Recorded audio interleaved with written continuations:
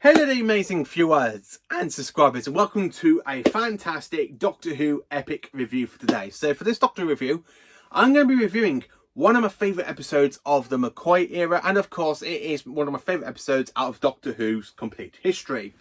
So the story itself is The Curse of Fenric. So you probably know this is going to be I've already said on my channel how many times I love this story because it is my favourite McCoy story. It's my favourite story from season 26.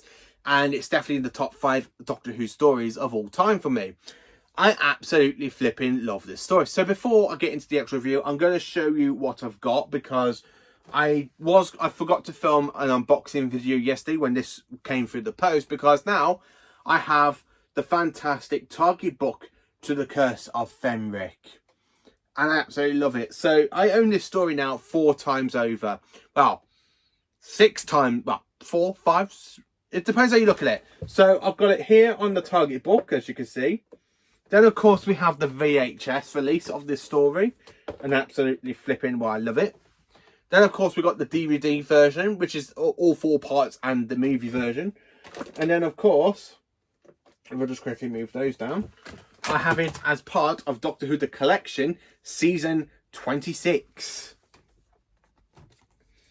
So yeah, I've got my favourite 7th Doctor adventure 4 times over in my epic Doctor Who collection. So what can I say about The Curse of Fenric, which is why I absolutely flipping just love this story. Why I love it. So I've already did a review. I did a review on this story back when I first started out this channel, and now that review is so out of date, and I just kind of want to talk about what I love about the story and why it is my favourite McCoy story. So, what can I say about it? So the plot, we are in World 2, and an old Viking curse is starting to loomer. And of course, in this story, we have the Heaverfalls, which is a fantastic design of these kind of ancient vampire creatures. I absolutely love the actual entity as Fenric because it can drop from one body to the next, because it goes to Dr. Johnson, and then it switches over to Captain Ramson, basically the Russian soldier. And of course, this is just an iconic story. So this story is absolutely brilliant because we've got the Russians coming over the sea, and underneath it we kind of got this Priya type dinosaur creature where we don't see it move. You just got that music where it goes. I really love the music. The music is so atmospheric in this episode. I haven't read the Target book yet, but if I probably read it, I'll probably will actually end up hearing that piece of music playing through my mind because it's absolutely creepy. I love the syllables when it gets to the actual events of the episode, which is absolutely fantastic. Oh, absolutely fantastic. I really love it. I just can't get enough of this episode. So I'm going to talk about my favourite scenes first. So I literally love the scenes how the Doctor and Ace end up materialising at the fantastic World War II base. And of course, they literally pretend they've come from head office of the war. And basically, the way the 7th Doctor literally just walks in like he owns the place. It gives me such great Doctor vibes, because we do see that with other Doctors, like with the 4th Doctor, with the 3rd Doctor. We see it with the 10th Doctor, a little bit like, oh yeah, just walk around the place like you own the place. It's what I do. And I really like the fact that the 7th Doctor literally just walks in like, yeah, I own this place, I don't care.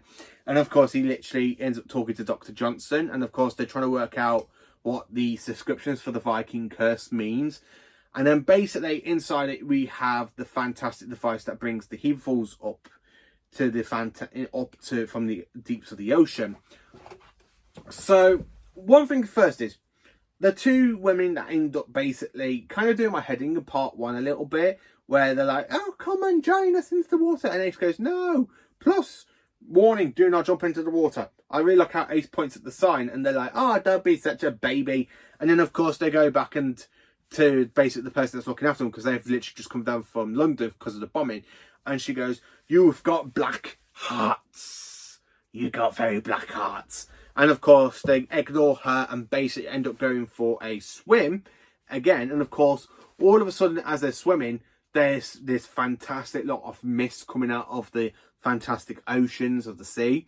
And of course, they just disappear. And then next time we see them, they're coming out of the sea, like vampires, and you got that Russian soldier literally going, looking at them, they're like, yes, join us, yes, come into the water. And as he literally's there, because these two, he thinks, I don't know what he thinks they are, it looks like they're trying to be like mermaid type creatures, and then basically he ends up walking in, and of course the He-Fools just basically grab him and drain his blood. And then of course the two women end up going to drain the blood of the person that is looking after him. So I really do love this episode, absolutely fantastic. I really love the fact that we do find out Fenric basically has caused the Doctor's meeting with Ace. He goes, Dr. Johnson, and of course Ace is now one of my wolves. And the Doctor's there thinking, do you really think when you first met the girl at Ice World, I really love the fact when he's there trying to tell the Doctor, and the Doctor goes, you think I didn't know? The chest set in Ladle Paint Face study, I knew it goes earlier than that, Time Lord, before Cybermed. Ever since Ice World, I knew she carried evil inside of her. You think I would have chosen like a complete and utter misfit? I knew she had evil, for even from the dawn of time, I wouldn't choose her unless she's pretty much more of a cripple. Unless I get to use her somehow. And I just really like how the Seventh Doctor really manipulates Ace the episode, and Ace just basically falls to the ground like, no! I really love that bit. That scene, it's so emotional because you can actually see in the Doctor's heart that it just kind of breaks him a little bit because he's got to manipulate Ace. And of course, Ace does gain her trust back in the Doctor in the next story for Survival. And of course, basically, the Doctor just says that. So basically, Fenric lets his guard down, and the ancient one of the He-Fools end up basically killing him inside the kind of gas chamber. And of course, the He-Fool dies himself. And hey, presto, the whole thing is reset. So yeah, I do love the episode. I love the bit with Ace coming across her mom as a baby, the mother that she hates so much. It really gives that dramatic sort of feeling to the episode.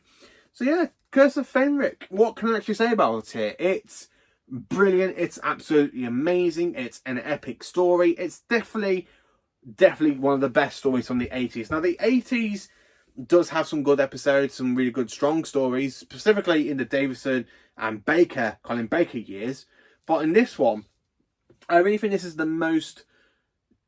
How can I say this right? This is literally one of the best dark stories for Doctor Who in the 80s. It's just so atmosphere. It's just so creepy. It's just so brilliant. So let me know in the comments, what do you think of Doctor the Curse of Fenric? Is it one that you enjoy? Is it one that you do not enjoy? For me, this is absolutely the best McCoy story in my retrospect opinion. So thank you for watching. Please do like, subscribe and share, and join for more awesome Doctor Who content. Thank you for being magnificent, amazing viewers and subscribers.